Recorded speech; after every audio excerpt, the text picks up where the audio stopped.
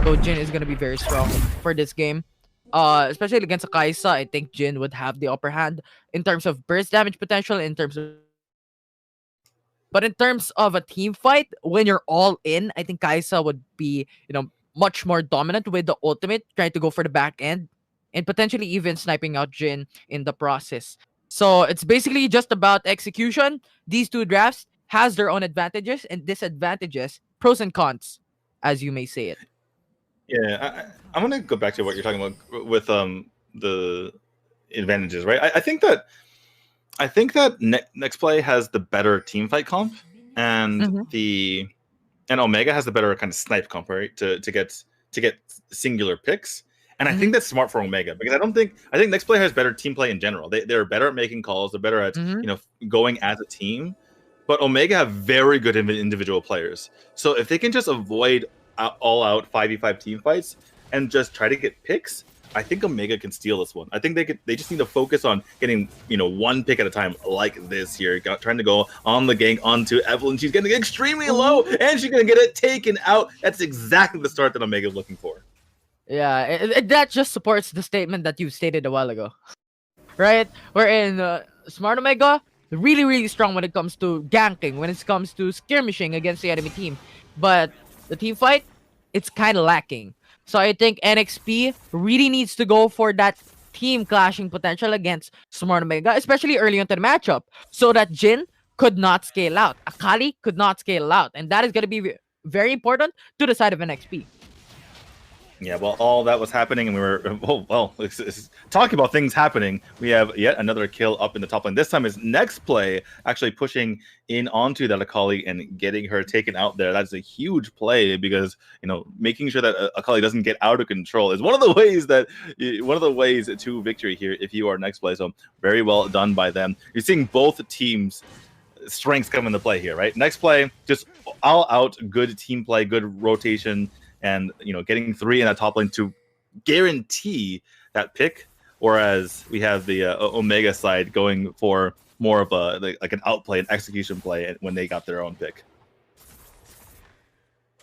It's now 1-1, but it's gonna be the 1K gold lead, or 800 gold lead, if you may say it, for the side of NXP. I think they've gotten a lot of third plates in the top lane, and that means they have the early advantage in terms of items against Smart Omega on this game. But it is indeed gonna be minute of an advantage as we are still in the 3-minute mark of the game right now, D2. Yeah, exactly. We have a potential gank coming here in the top lane. The 100 fruit going to be stolen just to be an absolute nuisance. Kaisa all by her lonesome. Can't really do a whole lot by herself. Rom's going to go ahead and try to help her out, see what he can do here. Going to be pushing in onto this lane and just scaring them away. Keep in mind, I believe this is the Baron lane, so they kind of switched places at the moment. Dragon obviously not a little whiles away from spawning here. And looks like both teams are going to back off. And good job here from Omega getting back to gold parity at the moment. Both teams sitting at 10.2k gold. Top. Oh, yeah, they're going for the not necessarily the game. Well, it is actually a game because 3v2 at the situation right now, and Alistair does go down. Curtain call gets popped here extremely low. Are they going to be able to block properly? And that is good teamwork right there. You just got to have your Xinjiao block for your Braum sometimes. When your Braum's low, you got to get some help. We could state it once more, right? Support the support. Right? Yeah, exactly. We've used it earlier, but we can use it once more right now. Supporting the support. It's basically just teamwork. It's just basically supporting your teammates, whatever role you may be, because you need to get, the damage out for people that are low, right? So yeah, it's just a smart I've move by definitely been unsupported as support before. I've definitely seen a curtain call coming. I had like 1 health, but my ADC was full health, and I'm like, please block it for me. And they're just like, what? Nah. they're like dodging it. They're just like doing their best to dodge it. Like, no. And I could just get taken out. It's a feels bad mad moment. Anyway, looks like we have our Drake spawning right now. Ocean Drake that is first onto it is going to be Omega, but they're going to swiftly back off as they see multiple members of NEXPLAY coming into the fray here. The Rip skill actually going to be a point of contention. Going to go over to the side of Omega in the end. I do believe, yes, it does go to them. And so that's going to be very nice. They have that vision there. Going to be difficult for NEXTPLAY to try to take it, and also gives Omega obviously that vision if they want to make a play for it themselves. 4 members in the area. Both teams kind of just nibbling around, not really doing a whole lot. Evelyn potentially in trouble. 4 members of Omega in the area. Are they going to try to push onto her? They indeed are. And completely pushing her back. You can see on the mini-map that Braum is rotating potentially over to the area. This looks like it's going to be a turret taken. And with the inability to rotate in time, they're going to go for the Drake, but they're unable to take it before the members of Omega get back. Are they going to be able to deal with this? The ult comes out from Braum, like able to take it. It goes over to Xinjiao on that blue team, but can they handle this fight? Braum is already dead. Spin to win comes out here, trying to hold on as best as they can, but Zed is getting aggressive upon. The curtain call comes out as well. Evelyn goes ahead and finishes off the Zed here. I can't even tell what's going on. I see more as the Lee Sin falls, multiple members fall. At the end of the day, I believe it was a 2 for 2, I think? Yeah, 2 for 2. Mm-hmm. Yeah. Whew. It's now going to be the 800 or 1k gold lead coming to the side of Smart Omega. I mean, their comp is made to be like this, going in for those ganks, going in for those individual kills against the enemy team, and they've done it successfully. And even having the top first blood going in for their team as well, makes it honestly hard for NXP. Yeah, it honestly all started with that Rift Skeleton, right? Because they got the vision, which allowed them to go mid, and they knew exactly where NEXTPLAY was, and that allowed them to set up that whole situation. They get the turret, and they get a reasonable fight. They give it the dragon, but ends up working out in the end. Absolutely. And now it's gonna be the Air Rift Herald open for anyone to take. The NXP is gonna initiate this one. The question would be, is it gonna be long enough? Because there is Smart Omega.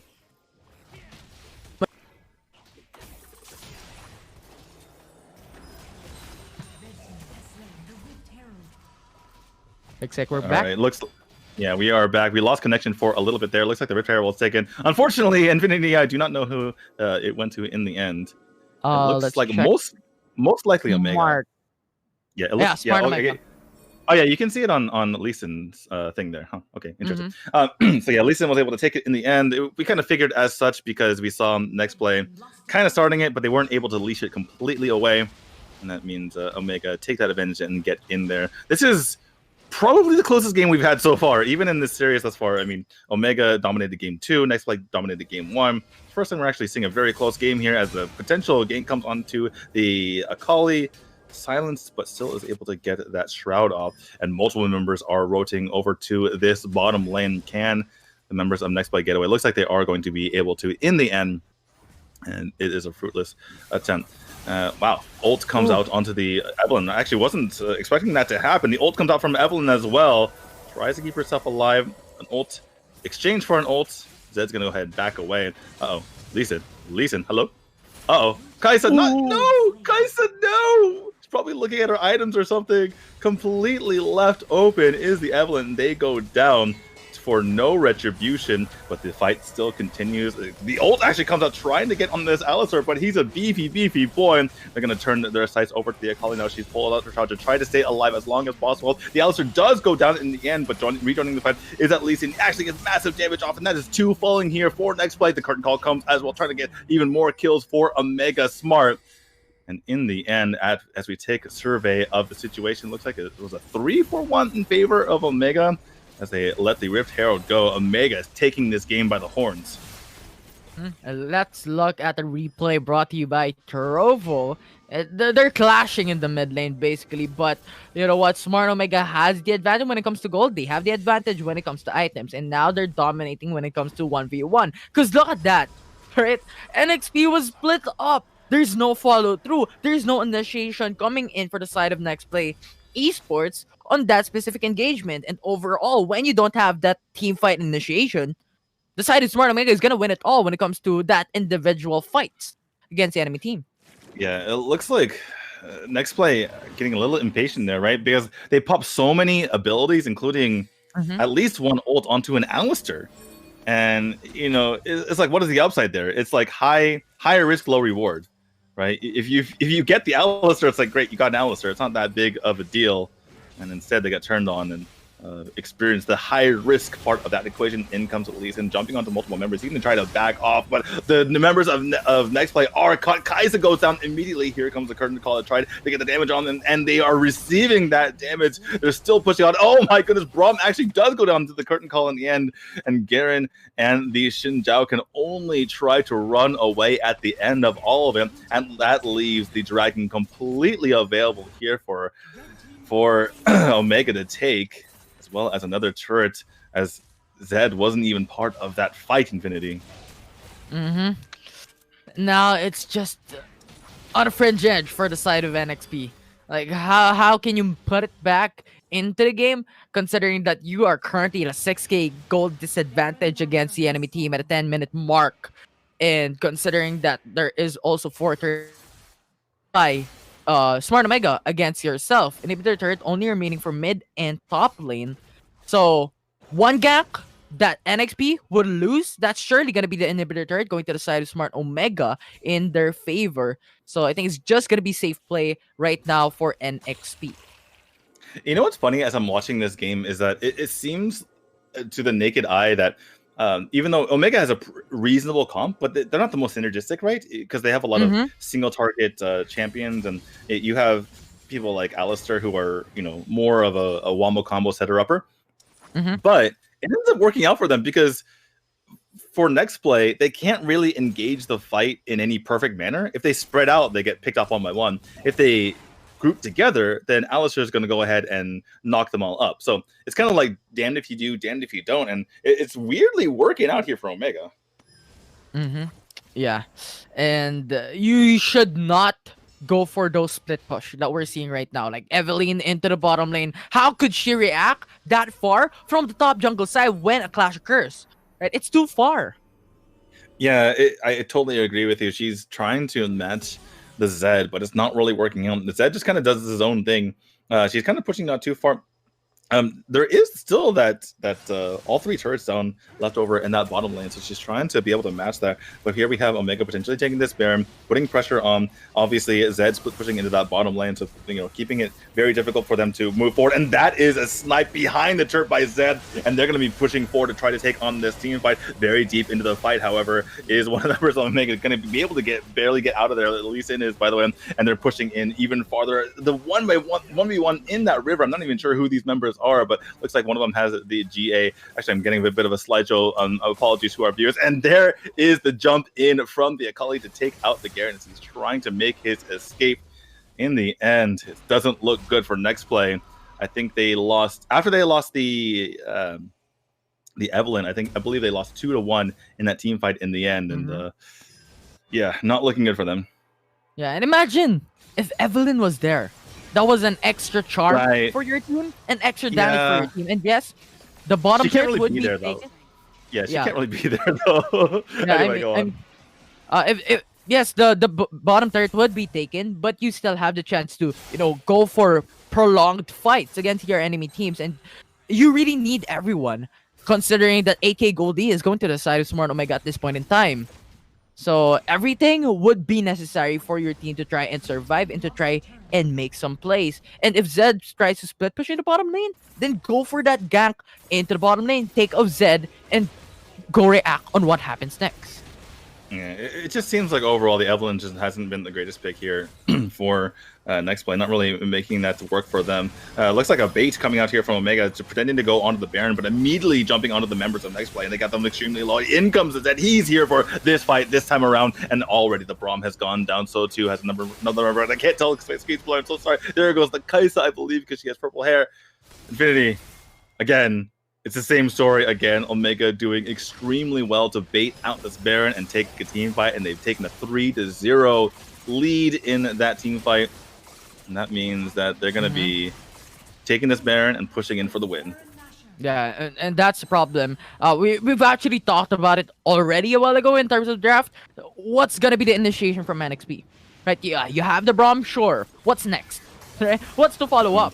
There's nothing else. And yes, you could use maybe the Xin Zhao to try and go for the backline play. But is it really going to be enough? And the Evelyn was keep on dying. It's far apart. So the charm was really out of the equation for the side of NXP. So basically, overall, no initiations would be coming from NXP at this point. Yeah, that's such a good point that you bring up there because, not much initiation there from NXP, but on the other hand, Omega has all the initiation in the world. It seems like anytime a fight breaks out, they're chomping at the bit to see who's going to be first into the fight. They're all jumping in. Even time lapse on the Jin there is so proficient at that champion that he's just like, shoot, I'll start the fight. I'll get a root off. We can do this. It just makes it so difficult here for NEXTPLAY, especially down over 10k gold. Looks like around 12k at the moment. Pushing here is Omega. They're trying to push on this mid turret. NEXTPLAY is there to meet them. They know they have to make a play right here, right now, but unable to get too much damage, even hiding behind the turrets as they're the ones who get damage in the end. And the turrets themselves are taking damage as well from these enhanced minions from the Baron. Splitting up is Omega, pushing into all lanes at once. Big wave here into the bottom lane, met by NEXTPLAY, but that means that other turrets are going to be falling. Top and inhibitor turret all the way falling there. The mid inhibitor turret not long after, excuse me. And that's going to be Omega pushing in as hard as they can. Bottom inhibitor turret falls as well. This is the full-on teammate back at the Nexus. The curtain call is called here. Everyone's falling here from NEXTPLAY. And after an absolutely dominant game one of the most surprising results in the tournament, Omega completes the comeback and takes the series 2-1. D2, we can't have a tournament without a comeback play. And man, oh boy, that was a comeback coming in for Smart Omega for the game number 3. From one more win away from winning to the side of NXP, falling down to a 2-0 from the for the side of Smart Omega. Yeah, you know what? I gotta be honest. After game number 1, I thought it was over. I was ready to call it. NEXTPLAY just too dominant in that game, but they played with their food. I don't know what the draft was in game number 2, and then by the time they got to game number 3, they had a reasonable draft. I had some questions about Xin Zhao and the Evelyn, but the draft from Omega was rock solid, and they completely owned the end of that series. Yeah, I can't say it enough because that game number 2 is